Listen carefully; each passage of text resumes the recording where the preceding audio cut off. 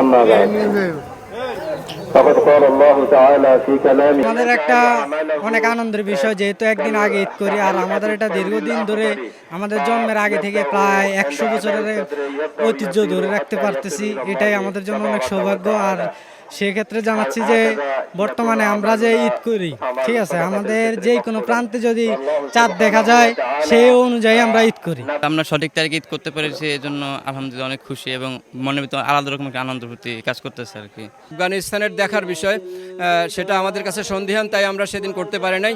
যারা এই সন্দেহের অবস্থার মধ্যে যদি সন্দেহ অবস্থার মধ্যে করে থাকে তাইলে তো হবে না।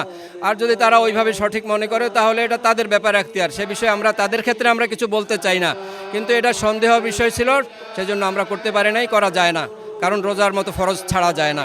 সারা বিশ্বের অসংখ্য দেশে আজকে ঈদের জামাত অনুষ্ঠিত হচ্ছে, মুসলিম মিল্লাত করছেন, আমরাও করছি। সর্বপ্রথম চাঁদ দেখার ভিত্তিতে, আমরা সৌদির অনুসরণ নয়, সর্বপ্রথম চাঁদ দেখার ভিত্তিতে করছি।